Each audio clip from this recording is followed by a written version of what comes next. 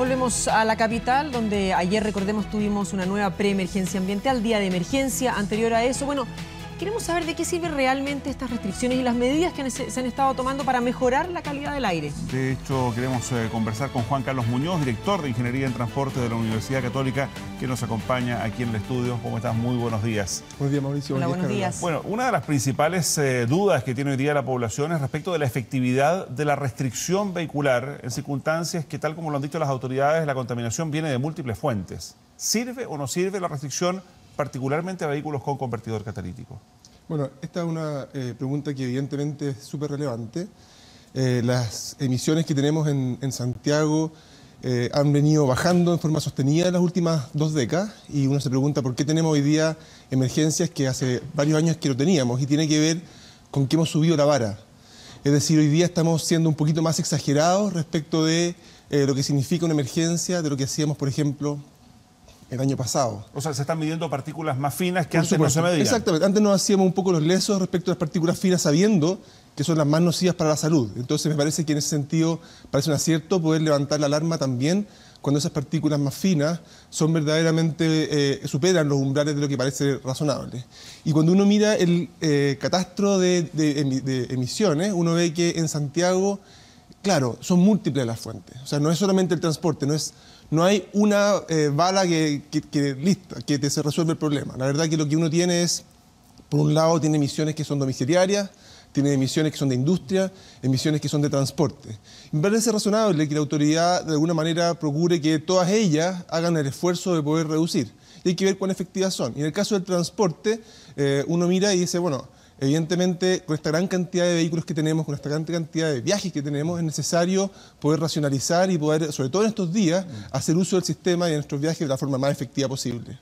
Ahora, ¿son medidas suficientes, Juan Carlos? Porque si lo vemos en otros países, por ejemplo, el ejemplo que poníamos es el de Francia, que es tal vez uno de los más cercanos temporalmente. Medidas como restricción de todos los autos pares e impares, a menos que lleven a 3 personas o más. El transporte público es gratis, y lo otro que no termina de quedar claro, el uso de la bicicleta se promociona, y aquellas que son públicas también es gratis, cuando se le pide a la gente que no haga actividad física. Sí, eso parece un poco una contradicción, ¿verdad? Sí. Ahora, es difícil en estos casos poder impedir que la gente saque su bicicleta. La verdad que la gente es libre de hacer más o menos lo que quiera en ese sentido. Ahora, me parece importante, claro, como tú dices, ser lo más efectivos posible respecto a las medidas que se toman. A mí me parece interesante esta gradualidad de la alerta, la preemergencia, la emergencia, en que vamos aumentando de alguna manera la cantidad de vehículos que no pueden salir, no pueden circular. Coincido que en general, mientras más drásticos seamos, más efectivos vamos a ser, pero por otro lado también es más el daño que se hace a las actividades normales de las personas. Se quejaban la gente, los industriales, respecto de la pérdida, ¿no es cierto?, de productividad producto de esto. Entonces, yo creo que en todas estas cosas hay un trade-off, un balance entre lo que tú quieres hacer como medida para poder resolver el problema y al mismo tiempo los problemas que te genera el remedio que estás tomando. Me parece importante aquí también que el tema del transporte público que tú mencionabas respecto a la gratuidad en París que se ha tomado, me parece súper interesante. El dar una señal muy, muy potente de que en estos días todos tenemos que hacer un esfuerzo. Los que tienen restricción y los que no tienen restricción también, que es algo que se olvida de decir. A mí me parece que cuando nosotros decimos el 40% de los autos no puede circular, el 60% restante debería ser un uso muy racional y muy cuidadoso del automóvil. Es un día en que estamos en emergencia. Y por lo tanto, ahí yo creo que es muy importante el procurar que esos autos sí circulan con las mayores tasas de ocupación posible, buscando vecinos, amigos que puedan ellos al mismo mover. Y por otro lado, hacer un esfuerzo de cuestionarse si realmente uno podría usar el transporte público, que sobre todo el sistema de buses tiene capacidad para poder mover a esa gente adicional que está saliendo de los automóviles. Claro, en la medida que el transporte público es eficiente y funciona como debiera corresponder. Ahora, no solo pensando en Santiago, donde según han dicho las autoridades, 1/3 de la contaminación es transporte, 1/3 calefacción domiciliaria y 1/3 estas fuentes fijas industriales, pero en otras ciudades del país la situación es diferente. ¿Qué pasa con la calefacción a leña, fundamentalmente? Yo sé que aquí hay un tema social también, pero dado el alto nivel de contaminantes que tiene la calefacción a leña, más todavía la leña húmeda, ¿debiera prohibirse? Es una pregunta que me me cuesta a mí responder. Yo soy el especialista en transporte, Sí. entonces, claro, desde mi perspectiva un poco, pero aquí hablo como desde la galería, me parece evidentemente que en ciudades como Temuco, en que es la calefacción a leña el gran problema, me parece que mientras no se ataque ese problema difícilmente se va a poder resolver. Contamina más en definitiva. O sea, si tú tienes que el transporte te resuelve, te aborda un 10% de las emisiones y la leña te aborda 5 veces más, la verdad que en ese contexto lo que tienes que partir es por abordar los problemas grandes. ¿Es esa la proporción? ¿1 a 5? Eso es lo que yo entiendo que es más o menos lo que yo he visto en gráfico en Temuco, o sea, que realmente es la leña el principal. Pero, por favor, en este dato no me tome como fuente. Juan Carlos, cuando hablamos de las emergencias, ¿no deberíamos tratar de evitarlas y, por ejemplo, tomar medidas que nos tengan con restricción a todos de manera constante? También hay un orden que alguna gente acusa y que dice, bueno, si yo sé que o que esta semana tengo miércoles y viene restricción, ya me puedo planificar, más que estar esperando hasta las 8, 8 y media de la noche, que es cuando sale la información y uno tiene que ahí tomar las medidas. Ese es un súper buen punto. Yo creo que hay que tener cuidado con cuáles son las medidas. Lo que es claro es que en una ciudad como Santiago, y no solamente por las razones de contaminación, sino que también por la congestión. Tú le preguntas a los automovilistas que circularon el día de la emergencia y están todos felices. O sea, decían, qué grata esta ciudad, o no me demoré mucho menos, las velocidades fueron mucho más altas. Y eso no es un tema menor. Los buses aumentaron su velocidad más de un 10% ese día. Los ejes ambientales que se diseñaron, más de un 40%. Ese es un logro enorme. Y la verdad que te habla de que esta es una ciudad que no está preparada para poder tener esta gran cantidad de automovilistas. Entonces, el punto es cómo nosotros podemos racionalizar. Y aquí, cómo podemos desincentivar el uso del automóvil. Y aquí hay varias cosas que se te pueden ocurrir. Una es, por ejemplo, lo que hace Bogotá, que con esta medida de restricción vehicular estable, que es lo que nosotros teníamos también años atrás, logra reducir todos los días un porcentaje importante de los vehículos. El problema que tiene esa medida es que también se ha constatado que la gente tiende a comprar un segundo vehículo. La gente que tiene el poder para hacerlo, pero en definitiva se transforma en una medida que al mismo tiempo que en el corto plazo resuelve el problema del flujo, en el mediano plazo aumenta la motorización y esos automóviles muchas veces terminan usándose también. Entonces resulta ser un poquito problemático. Esa es una medida posible. Otras ciudades como París, por ejemplo, o como las ciudades europeas en general, lo que hacen también es aumentar en forma muy significativa el impuesto al combustible. O sea, nosotros tenemos un impuesto al combustible que hay gente que raja vestiduras respecto de lo grande, pero la verdad que es bastante bajo en términos internacionales.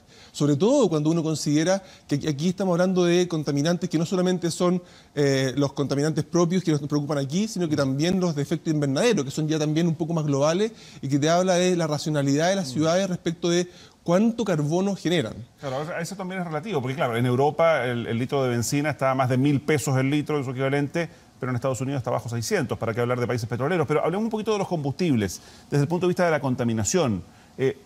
Sabemos que están exentos de restricción los vehículos eléctricos, los vehículos híbridos. ¿Qué pasa con el gas? Bueno, efectivamente, a mí me parece que todos estos impuestos tienen que ver con las externalidades que se generan cuando se usan, ¿verdad? Y aquí tenemos dos tipos de externalidades. La externalidad asociada a la contaminación y a la congestión. En el término de la contaminación, efectivamente el gas es bastante más limpio que, por ejemplo, un vehículo petrolero. Y en ese sentido sí parece razonable poder hacer algún tipo de distinción. Ahora, también es complicar la norma. Las normas tienen que ser de una forma que se puedan aplicar en forma fácil. Ya me parece suficientemente difícil tener que estar sacando multas a los automóviles dependiendo de si es a gas, no es a gas, si es eléctrico, no es eléctrico. Yo creo que la simpleza en este tipo de normas también es belleza y facilidad para poder implementarla. O sea, ¿había restricción para todos? O sea, si pensamos por el lado de la congestión, por lo menos, el día lunes fue súper buena en ese sentido. Ahora, en términos de congestión, de contaminación, coincido contigo que en realidad el efecto es distinto. El último importante de los impactos, me parece, lo de las medidas que se pueden hacer para desincentivar el transporte privado, el automóvil, tienen que ver con el cobro por el uso, que el problema que tiene el cobro del impuesto al combustible es que le terminamos pagando o cobrando igual a la persona que está en Santiago, metido al sector de Costanera Center, ¿no es cierto?, a las 7 de la mañana, generando un problema enorme, o a la persona que está en un campo, ¿no es cierto?, a lo mejor en Limache, donde no tiene ningún problema. Entonces, por eso se habla de cobrar por el uso, que es esto de la tarificación vial. Y que ciudades, por ejemplo, como Londres, han implementado con bastante éxito. Que tú defines anillos, los cuales los que entran tienen que pagar por entrar ahí. Y normalmente esos anillos son los que están mejor servidos de un punto de vista de transporte público. Entonces, se produce ahí una buena combinación. Juan Carlos, Perdón, termina La última idea. medida Sí, es el sí. tema también de los estacionamientos. O sea, en Santiago tenemos una política muy laxa respecto a los estacionamientos. Construimos edificios y les exigimos un mínimo de estacionamiento. En Londres tenemos edificios que se construyen y no tienen estacionamiento, porque están ubicados en zonas en que tienen muy buen transporte público. En Santiago tenemos que ir en la misma dirección, es decir, limitemos los estacionamientos y no pongamos estas tarritos de miel en medio de la ciudad para que las abejitas del automóvil lleguen a la ciudad a comerse la miel. ¿Y qué es lo que estamos haciendo? Tú pones los estacionamientos y la gente va a sentir que puede llegar con total propiedad. Qué buen ejemplo el de la miel y las abejas. Juan Carlos, cuando hablábamos de los costos, y tú también lo planteabas de alguna forma, ¿cuánto es el costo de, claro, estar sacándole parte a algún automóvil, el que es a gas no, el que es a gas no, ¿cuánto reduciría el gasto en recursos que hoy se hace con estas medidas de preemergencia, tratando de evitar que lleguemos a una emergencia, si subvencionáramos tal vez un tráfico que sea solo de híbridos, o tratamos de subvencionar a aquellos que tienen todavía autos sin sello verde, o tratamos de ver medidas que sean más a largo plazo? Invertir los recursos en ese tipo de medidas más que en medidas inmediatas que sí, tapan el parche, pero pasado mañana podemos estar en la misma situación otra vez. Yo reconozco que aquí se combinan dos medidas. Están las medidas de la contaminación, que en el fondo ustedes tienen razón. Si nosotros tuviéramos solamente vehículos eléctricos, ahora, cuidado, es una inversión cara. Ahora, como país lo hicimos. Pasamos del sello de los vehículos sin catalítico a los con catalítico a través de una medida exactamente como la que tú mencionaste. O sea, se dijo, mire, si usted compra vehículo catalítico, va a estar exento de esta restricción y por lo tanto la gente empezó, y más encima se empezó a exigir, y por lo tanto logramos hacer esa conversión. Han pasado 20 años de eso y necesitamos hacer un nuevo paso. Podríamos hacer como lo que tú dices, pero también tenemos que darnos cuenta que nuestra ciudad no solamente está ahogada en términos de contaminación, sino que también está ahogándose en términos de congestión vehicular. Y en ese sentido, claro, los vehículos eléctricos y los vehículos no contaminantes efectivamente resuelven un problema, pero nos dejan con el otro. Y a mí me parece importante tratar de que nuestra ciudad sea una ciudad mucho más amable, más vivible, y creo que tiene que ser esfuerzos por invertir más que en que tengamos automóviles cada vez más limpios, que me parece bien, pero sobre todo en que tengamos un transporte público en el cual nos enorgullezcamos y que le demos y que tenga calidad. Y por eso es que me parece importante estas medidas que se están haciendo y que uno ve rápidamente la efectividad, y creo que se deberían extender, como decir, mira, estos ejes dejémoslos para el transporte público, y que la gente que opta por dejar su automóvil y que hace el cambio, que sienta que tomó la mejor decisión posible.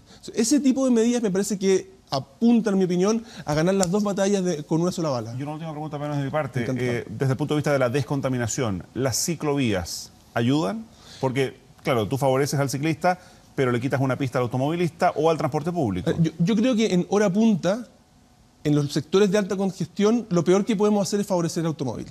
O sea, si tú te pones a mirar cuántas personas, no vehículos, cuántas personas pasan por hora en términos de capacidad de la vía, el automóvil no es la mejor alternativa. O sea, las ciclovías ayudan. Entonces yo creo que además las ciclovías, de nuevo, ayudan a un tipo de ciudad muy atractiva.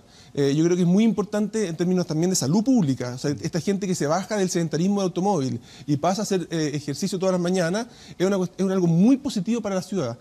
Y al mismo tiempo nos permiten ir descongestionando. En mi opinión, la política de ciclovía llegó para quedarse y algo de lo cual en pocos años más nos vamos a enorgullecer mucho, como una marca y un sello de nuestra ciudad.